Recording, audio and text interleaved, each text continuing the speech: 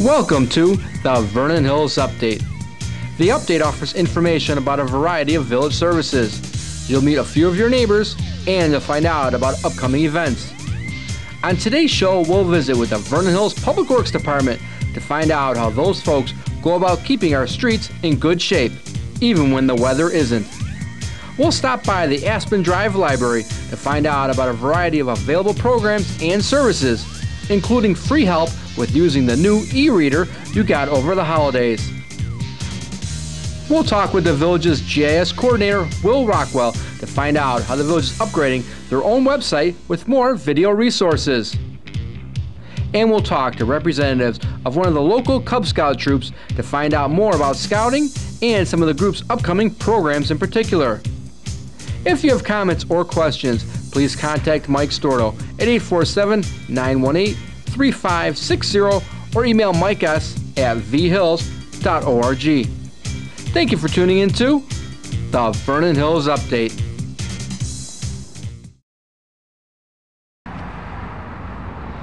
Well, winter was a long time in coming. We had that mild fall and winter, but now I think we're really in for the weather that's more appropriate to the season. In fact, we're at the Public Works facility over here with Dave Brown, who's the Public Works Director, to find out about what these guys over here do to make sure we're okay when it comes to the roads and everything else relating to winter. And hey, Dave, how are you? Thanks for joining us. Doing well. Yeah. And it's cold out here, so we know winter is probably going to be here a while. It is mid-January, and we knew that this would be the weather we would finally receive. Yeah. I know we were real lucky in November and December that we had more nicer weather, but it is January and winter is definitely here. Well, and I would think that the nice weather had to be kind of a blessing for the village pocketbooks. How did that pan out? Were we ahead of the game on that? Yeah, we fared very well. For instance, in 2009, we were called out 20 different times compared to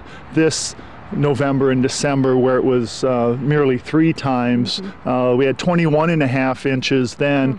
We only had 1 in November and December, so we're very fortunate. In terms of numbers, and this is just strictly village costs, public works costs, not including our contractors that we utilize for cul-de-sacs and some other areas, but the numbers 2 years ago for November and December were 150,000.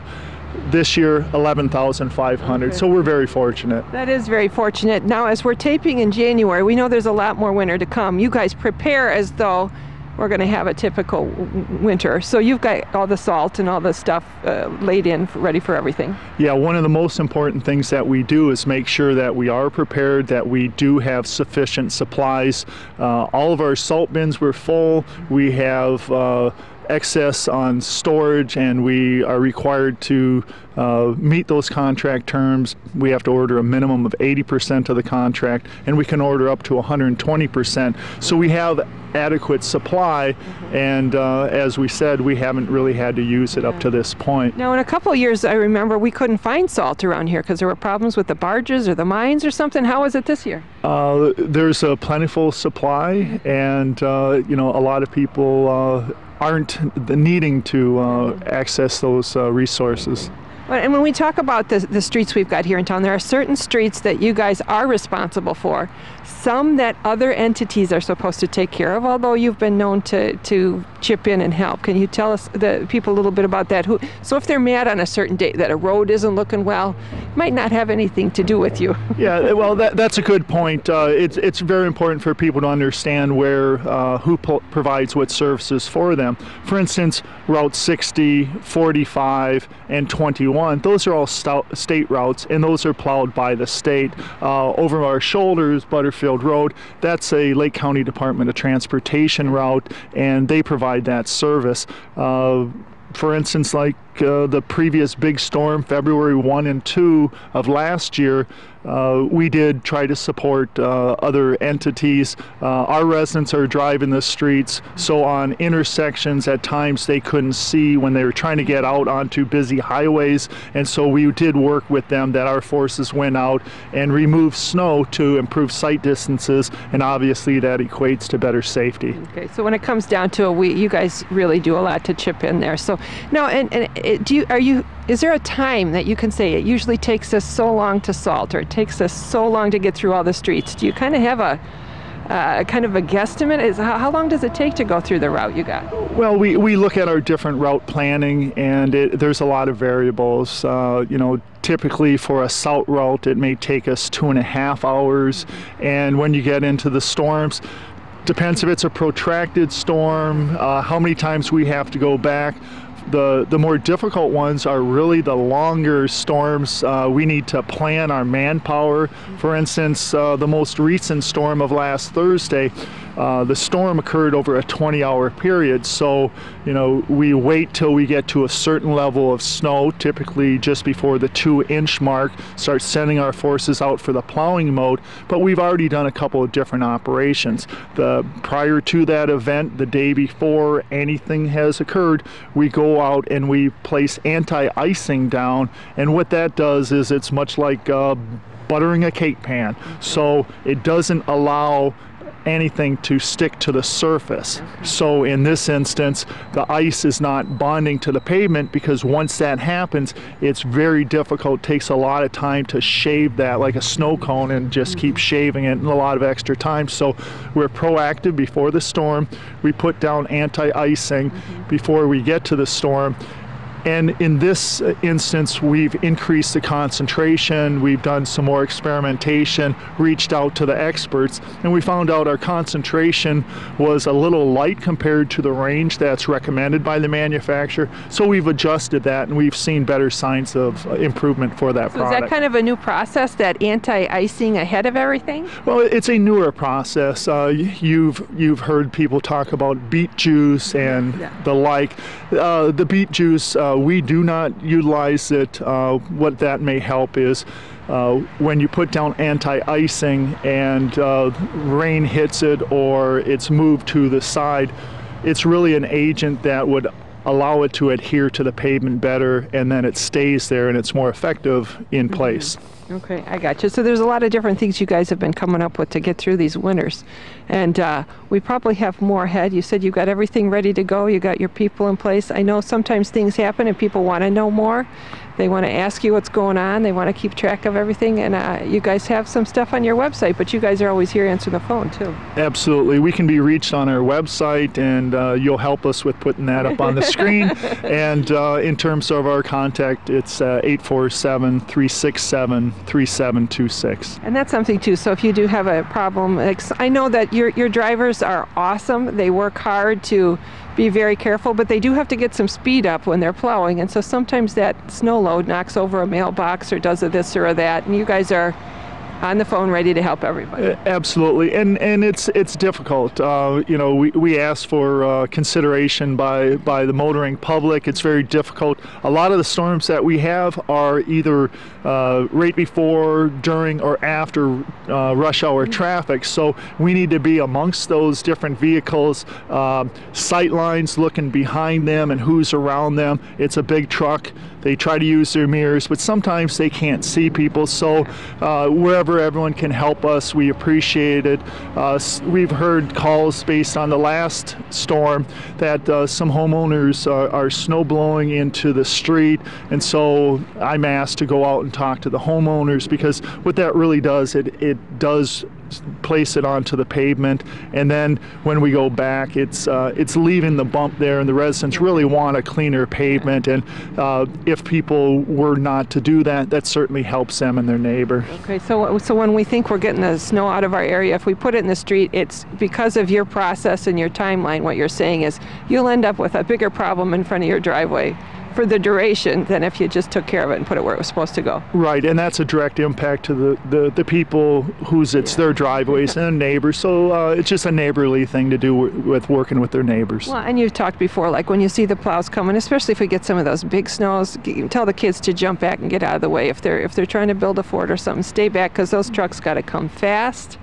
and they got to throw heavy snow up there, and we just want people to be careful. Yeah, that's a really good point. Last year there was an incident where we were driving a plow truck through. The parents and their kids were enjoying the snow day, building snow forts. If you're building a snow fort, please keep the kids away from the pavement, because our trucks do try to get as close to the curb as they can, and we just wouldn't want an unfortunate situation. Yeah, very good. Well, we'll all be careful. We know you guys are out there working hard. We'll try to do our best to look out for you and help you do your job. If people want to know more, give Dave a call. And now we're going to go inside where it's a lot warmer, and we're going to find out about some of your equipment you got. So let's do that. Yeah, thanks for taking the time. Thank you. Well, we talked a little bit about the process the village uses. We're with Matt Bartlett, who knows all about what goes on out in the streets. And this is the anti-icing. This is that buttering of the cake pan. You've been using this a couple years, I understand. Can you tell us a little bit about what we're seeing? Yeah, this is typically our second season that we've really put a lot of effort into this. What it is anti-icing. It's the proactive approach to get some of these liquids down on the road. To prevent a lot of the freeze pack, ice pack down, and it's a liquid that has calcium chloride and liquid brine, which is salt water mixed. It's typically an 80-20 right now that we're using for it. Some people may have seen it out on the road. It's the lines that go down the road, and this is the particular truck in Vernon Hills that would apply it to the roads. Okay, yeah, because I have seen those lines. That's from what comes out the nozzle, then it's making those strips on the road right before a big storm then. That is correct. It's a 300-gallon tank. We're roughly getting 32 to 35 miles per gallon out there coating the roads, which we're right in the area where we want to be with it. We could probably up it, but we're comfortable right now, and we're learning with this whole process. A lot of communities are going this route, being more proactive, and it has cut down on some of the overtime. It buys time too as well. Well, it looks, we got to watch for this too. So when we see this out there, stay out of the way so the guy can get his work done. Now let's walk over. This is the first step. This is proactive. This we might see before anything hits the ground. That is correct. Then this is your second stage here. What we're talking here. This is what they call a pre-wet system. We've had this in place since the early 90s. We typically were running straight calcium chloride out of here and applying it to the salt on the spinner here as it comes down. There's new ideas, and we're saving money because we're using our liquids, our saltwater brine, along with our calcium. So we've cut our calcium in half along with our salt usage. Okay. And what this particular system does it pre-wets the salt inside the auger unit, and then it's a wet substance that actually hits the spinner and drops on the street. And in the past, before we had any liquids, most of those, depending on how fast the truck was going, that stuff would bounce right off, and you'd lose probably about 40 to 50% of your salt that way. So adding the tanks to the trucks and applying it after the truck has gone through and plowed allows us to get a little more chemical down on there, and it's environmentally better than what we were using. So okay, yeah, because it's okay for the environment, you're saying. Yeah, well, you're mixing salt water and you're using just a small amount of calcium chloride versus the 100% rate. So we have a lot of outlots and ponds and things like that. So we're trying to be environmentally friendly, and it's cost. Yeah. Well, it sounds like you're being cost effective and getting the job done. And I know we see a lot of trucks in here. Another truck we see are the small ones over here. You said that's for your cul-de-sac, but let's let people know when you go in with salt in the cul-de-sac, because you don't want to put salt down and have it be wasted. That is correct. We do have contractors out there, as a lot of the residents know. They maintain the cul-de-sacs, and as the cul-de-sacs are cleared, depending on the duration of the storm, usually typically at the end of the storm, we're not going to go in there in the middle of the storm and put salt down and then have them plow it up. So we usually typically wait to the end of the storm, and then we'll go through and we'll do a nice late dusting with our smaller 1-ton trucks. Okay, that's good to know. So if you live on a cul-de-sac, that's what's going on. That's why they're not going to salt and just waste it. So a lot of things going on here, a lot of procedures you have in place, and I know you had some tips too, just for neighbors. You always like to tell people, how it is that's the best way to plow out your driveway. There's never a good time when you're shoveling your driveway, especially when these big trucks come down and fill up your driveway. We're not in the business to make people mad, trust me. The idea is with your driveway, if you stand facing the road, your left as the plow truck comes down, you want to take that snow from the left and put it on the right. You might want to leave the last foot or two of the driveway end that you haven't cleared. That way no snow can it'll build up, but again, you won't be fighting the entire width of your driveway, filling it back. It gets filled up as a truck comes by, and again, it's it's the last thing we want to do. And again, I gotta go home and do mine after it. And I'm not real happy with them guys, but I understand. So if everybody just be patient through it. And if you have any questions or any problems like with your mailbox and things like that, we'd be more than happy to address it and see what we can do to help. Okay, thank you. Thanks so much for taking the time. I know when a storm comes through, and as we're taping this, we're waiting for another storm to come through. So I know you guys got to get ready. It looks like you're geared up, and thanks for taking the time. We really appreciate it, and we'll try to support you in any way we can when we see you out on the street. Thank you very much. Have a great day. Thank you.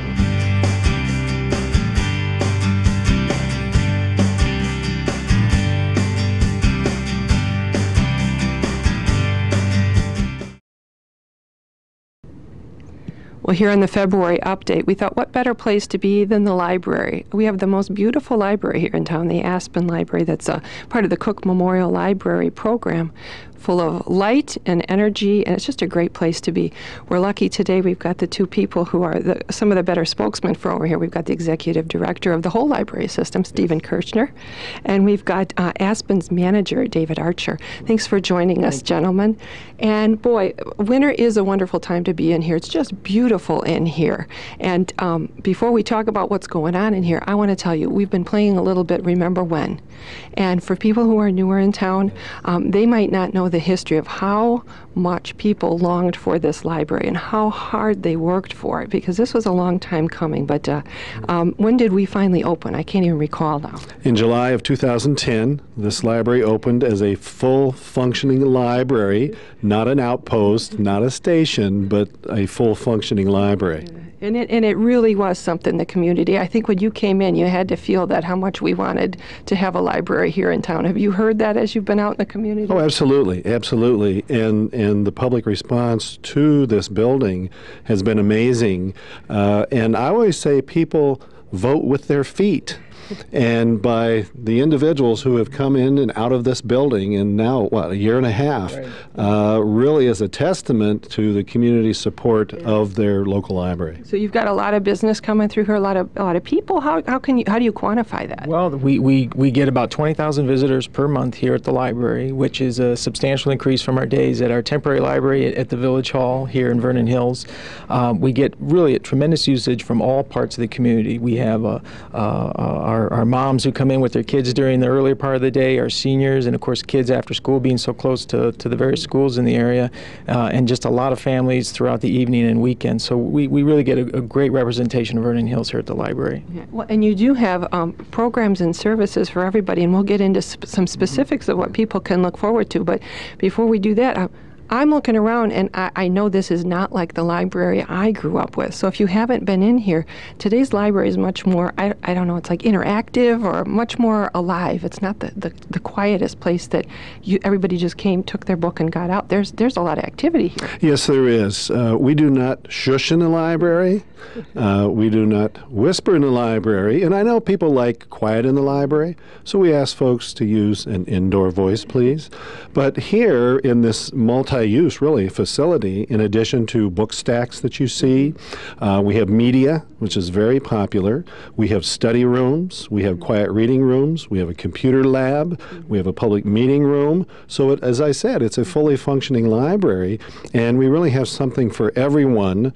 And transitioning from the traditional book-based library to the past few decades of media and the internet. And when people had said, well, the library is going away, we don't need the public library because we can get it at home. And from community to community across the land, such is not the case. They flock to their library. They seek help from us, not just for the information resources, but on how do I access information.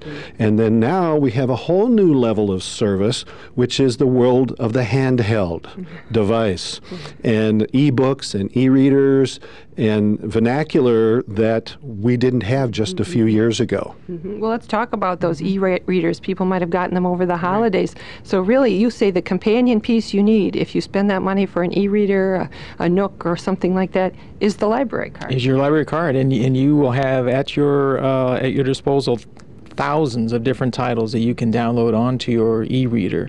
And they're new titles. We're not talking old stuff. Many of them are new titles. Some of them are oldies, but goodies, children's titles, fiction, nonfiction, you name it. And the library has, in addition to the base package that we purchase titles with our consortium, we have also designated money for titles specifically for Cook Library Card patrons. So we're very excited about the response we've had.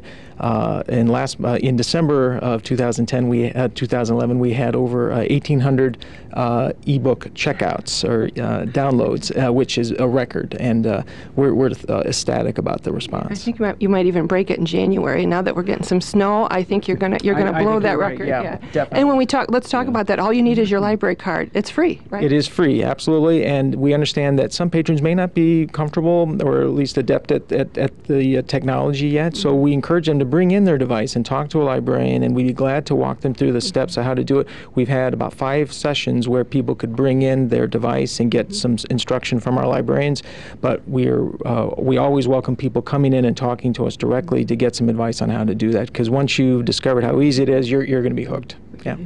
And also, you don't even have to come in to talk to us, because as many places we have a chat feature on our website that you can text back and forth with the librarian with questions and things that you have. So we're literally a virtual service 24 hours a day with accessing different information, plus you can interact with staff off-site. So we have that combination. We have our facilities. We are a district. We're district-wide. We have the Aspen Drive Library here in Vernon Hills. We have the Cook Park Library in downtown Libertyville. Now that library was expanded and remodeled, and we opened a year ago in January 8th of 2011, and it's been a fast year already there. And we have a bookmobile, which goes to the neighborhoods and goes to various stops through the community. So we have our facilities, we have our mobile library, we have access through our website and through these various new technologies. So we're not your grandparents' library. No, we're not. We are with it, we get it, and we are a value for your tax dollar. We contribute to the quality of life in the community, and that's one of the hallmarks of a public library, that you get individualized service, which is not all that often anymore, and you can do it virtually, you can do it face-to-face, and it is free as a tax-supported institution. Well, and when you talk about tax-supported dollars, you're really in partnership, too, because I know you work in partnership with a lot of places, including, you mentioned before, Hawthorne schools are so close. And I know you support the teachers all the time. You're always gathering up stuff for them. Absolutely. We have a great program that we offer that assists teachers throughout the library district of identifying titles that would support their curriculum. And teachers only need to go to our website, cooklib.org, and go to the section that allows them to contact a librarian, and you'll get personalized attention as far as identifying titles for your classroom. And it's an invaluable service that many teachers have taken advantage of. It's a great partnership. And talking about partnerships in Hawthorne a little more, watch in March, because they open up the facility for the big art show, which is hundreds and hundreds and hundreds of people come for that. So people watch for that in March. That's going to be something. Right? March 1st is when their reception. Here at Aspen, yes. And that's beautiful, because display. February library, we're featuring a Dickens of a celebration with book discussions and teas, Charles Dickens. Okay. And so we've built it around that theme. Our Friends of the Library organization is helping support that effort. The Friends are the 501c3 type of organization that provides volunteers, helps us with some fundraising, and really helps us stretch our dollars and our ability to offer more services. Okay, Dickens of what you call it Yeah, again? it is called a Dickens of a celebration, and there are various events here and at the Cook Library that we find that as classics, they're still very, very relevant and salient and very popular. Very good. Well, and you've done things like that before, because was it October you did a community read where you had a lot of things related for children and adults, and you Yes, did a both. lot of things. We absolutely did, and that was very well received as Yeah, well. So exactly. it's one program after another here. It is. It is one program after another, and for all ages and for all interests. Have you got a few things you want to highlight here for us? Struck my mind, and here in the dead of winter, I think we're looking for something to get us through this. And on Saturday, February 25th, we'll have a little picnic and concert here at Aspen. This is February 25th at 11 a.m. Our meeting room is open for a picnic lunch where families are invited to bring in a picnic blanket with food and their family, and followed by at noon a concert by Scribble Jim and Scribble Jane of the music group Scribble Monster, which if you're a family with youngsters, you'll definitely know who they are. So we're looking forward to that. Registration is required, which you can do on our website. Okay. And I know there are some things like you want us to go online and register. It might not necessarily mean there's anything to pay. You just want to know how many people are coming. Yes, because we have a large meeting room here, but we have had some really, really great turnouts for those. So we do suggest that, and our website is easy to find, as Dave said, cooklib.org. And the registration is really quick to do. How about anything else? What else is coming up? And I like to, we have some great story times throughout February and early March. We offer story times really for a wide variety of age groups, babies, toddlers, 2-year-olds, preschoolers, as well as more family-oriented story times in the early evening hours. It was too many to list right now, so people should look for that, and that registration is not required for those. It's simply drop in and with your kids, and if you're feeling like a good story, certainly come on in here in February and March for story times. Well, and what a good place to come when you're looking for something to do, especially if people are getting a little stir crazy. Come to the library. So, and you had mentioned your 501c group.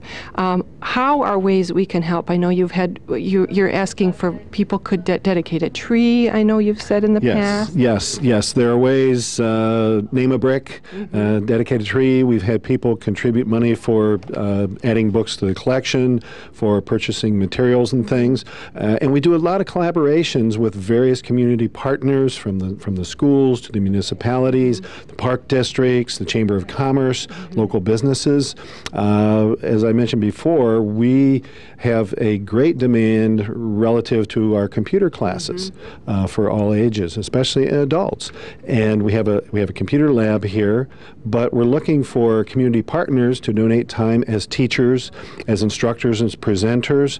We're looking for collaborations with possibly obtaining grant money to purchase training laptops and different handheld devices. So we do reach out to the community to where some of those businesses or organizations or groups could really help us stretch our resources and add to that quality of life in the community. Yeah, and so we were talking before. You said you can hardly even advertise your computer classes because you have a waiting list that would go into into infinity and beyond, but quite a way. So obviously you have people's attention, and they know to come to you as the place to come for information. Well, and we are the right place to go to, and especially in times when people need to improve their skills. They're looking at the library to better not only their professional skills, and personal enrichment, and so we are a logical place for people to look at. So it's a good problem to have, and certainly, yeah. Well, and I know you've done things like you've helped people with the job search searches. I know you even had for like finals time for District 128. You opened your doors so that teachers could come in here and be helping kids. So you've got the infrastructure to gather us together and put our expertise together. But you'd like more expertise. Sure, because we're in the people business. Yeah. We're not in the book business. We're in the people business and serving people. So the more human resources we can bring together for the benefit of the community, it's for the betterment of the community. Well, this is very exciting. It's interesting to think about the library as more than just come in, get your book, be quiet, and get out. Yes. This is really a community gathering place, and you guys have done a great job. It's beautiful in here, and I like that you said, come and get help. We'll help you. We're not. Come say hi. Yeah, come say hi. Absolutely. Yes. And everybody does come and say hi. So it's yes. So. We're very excited about how people have responded to this library. I was here the day that we opened on a very hot day in July 2010, where we had thousands of people, and we certainly, thankfully, don't get that many people on a daily basis, but we like to think that every one of those people who were there on opening day have stayed with us and have told their friends and neighbors about us as well. Yeah. And as you said, there's so much information, so many things going on, and they're scheduling more things all the time. So the thing to do is to go online and check, or stop by the library, or check your sheets that come out in the newspaper and elsewhere. Thank you for taking the time. I got to let you get back to it because I can see people are lined up waiting for you, but thanks a bunch, and make sure everybody, you come into the library and check it out. Lots going on. Thank you. Thank you. Thanks.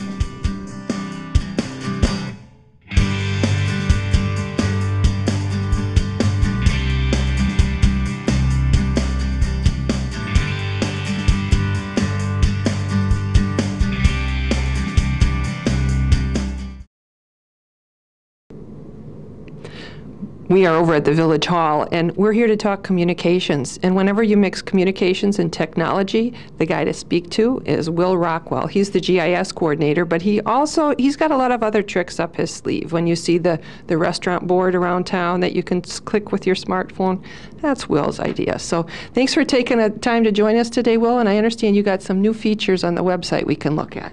Yeah, that's right. One of the things that we've been doing recently is trying to get more video out to the public. So we started with a Facebook page, and that's all well and good, but in an effort to further, being a transparent and responsive local government, we've started up a new YouTube channel where people can go and watch videos of village meetings. Okay, when you talk village meetings, I went on and took a look. Even though you're just started, you can already see the board meeting, where you can click on it any time. You don't have to wait for Channel 4 to bring it on. The board meeting, P&Z, some update shows, new stuff. Yeah, that's right. In fact, many of the meetings may be posted on our YouTube channel before they actually are aired on our Channel 4 cable show.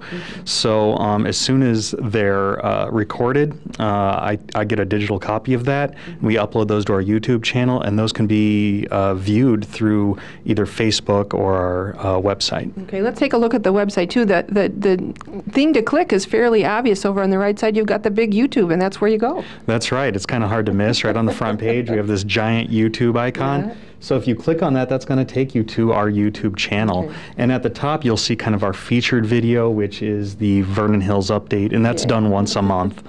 So, but if you scroll down, you can see all the different kind of subcategories. So you can see everything from, PSAs, Planning and Zoning Commission, if you find that interesting. And then, of course, your more everyday thing like board meetings, which are twice a month. Okay, excellent. And so I assume because you kind of just started doing this, it's probably going to grow as time goes on. Because, this has just been a couple of weeks, hasn't it? Yeah, that's right. This has actually only been in existence for about a week. So as 2012 progresses, you're going to see more and more videos added, and that'll continue on through the years. Now, you said there's a couple ways. You can go to the village website is a good way to do it, but you can also see this other spots too. Yeah, that's right. You can get to it through our village website, as you've shown, but you can also view these videos on our Facebook page. Okay. So if you go to our Facebook page, over to the left-hand side, you'll actually see a YouTube little icon that you can click on, and that'll bring you to our videos that you can watch through Facebook. And you can also just search YouTube as well and find us there. And if people want to make suggestions, like of things that they'd like to see or something maybe you haven't thought of, although I have to say, you're always thinking. What you said a nice way for people to comment to us and get information to us is through that Facebook website. Yeah, that's right. If there's something you want to see or something that you think should be posted, then simply write us a note on Facebook, and we'll see if we can accommodate that. Okay. And that's a good way, too. We always say at the end of the update show, if you've got update ideas, you can also send it through Facebook. So as I said, there's a lot of ways to communicate, a lot of ways to see what's going on. So looks really interesting. We'll have to keep an eye on that page. So thanks for taking the time. No problem at all.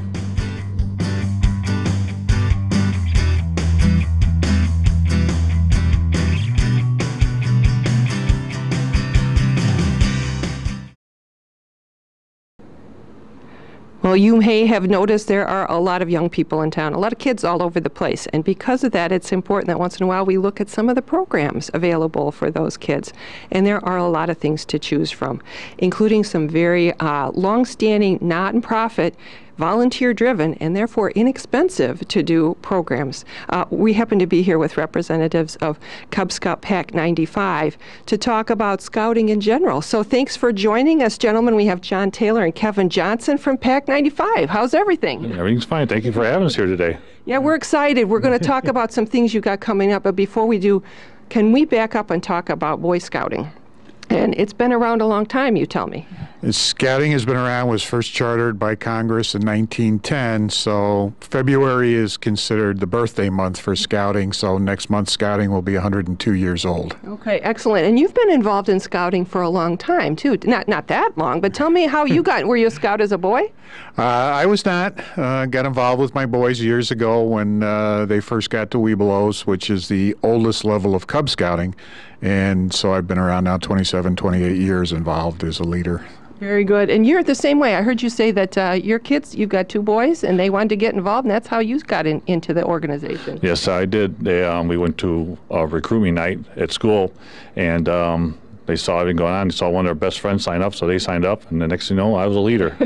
And I was part of it, yes. That's how these things happen. Yes. But that's what's good because it is volunteer-driven, like the moms and the dads, they get in there, and that's one of the values, I think, of Scouting, too, because we talk about the philosophy and what you're trying to do. Now, you had a mission statement somewhere. What is the mission statement? You can read it. You don't have to memorize that. Well, the mission of Boy Scouts of America, which encompasses all three levels, is to provide young people with the skills to make ethical and moral decisions to live their life by during their lifetimes. So you can't quibble with that, can you? So now let's talk about who can get involved too, because you've mentioned Webelos, you said Cub Scouts.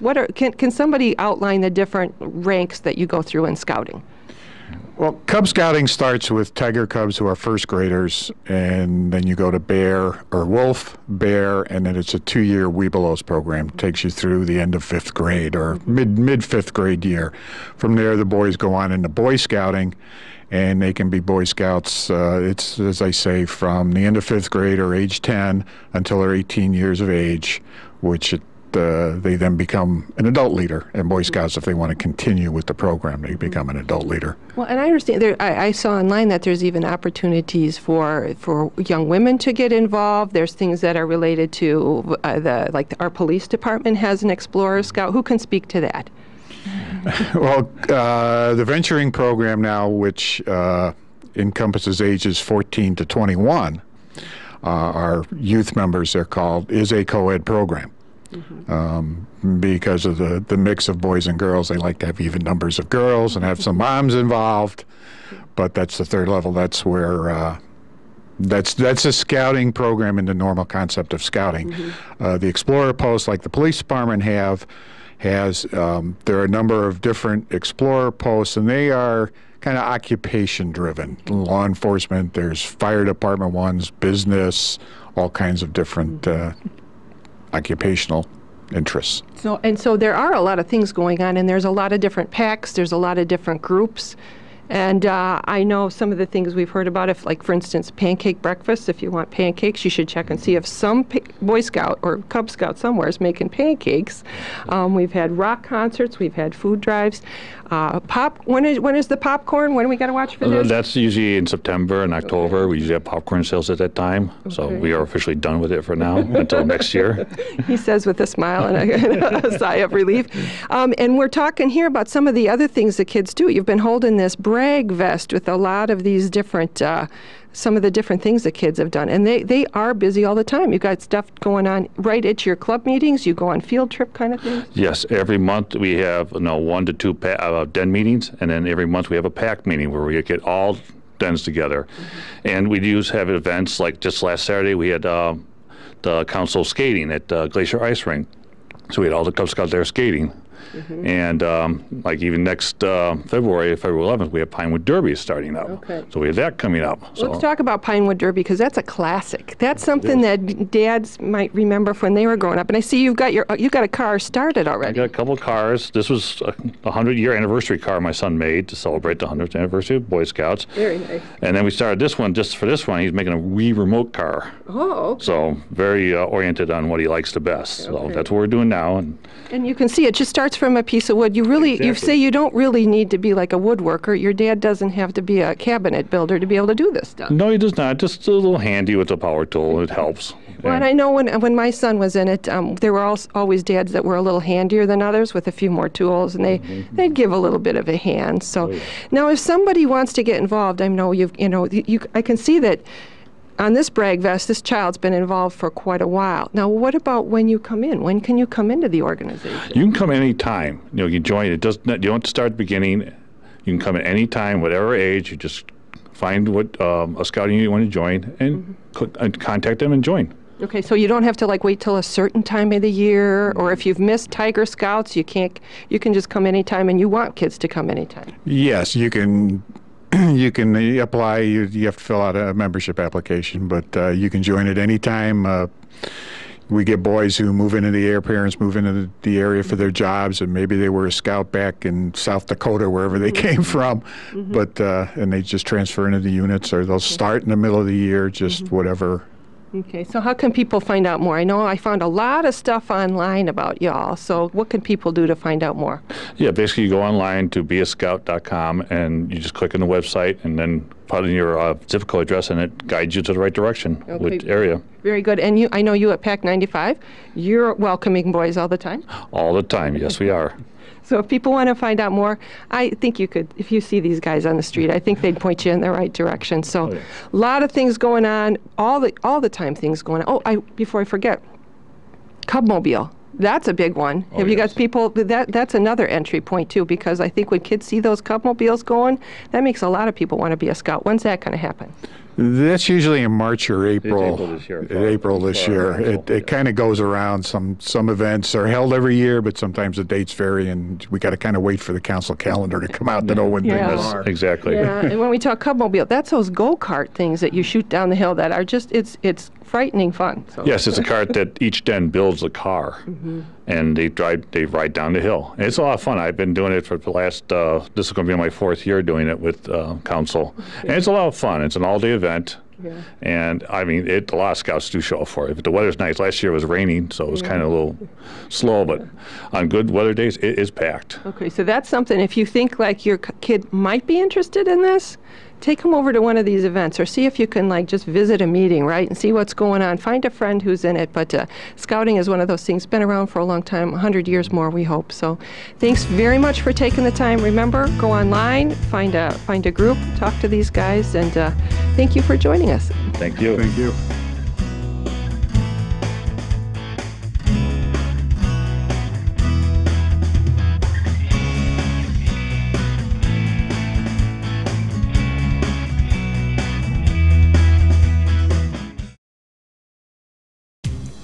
Well, that wraps up this edition of the Vernon Hills Update. But remember, if you have comments or suggestions, please contact Mike Storto at 847-918-3560 or email Mike S. at vhills.org. Thank you for tuning in to the Vernon Hills Update.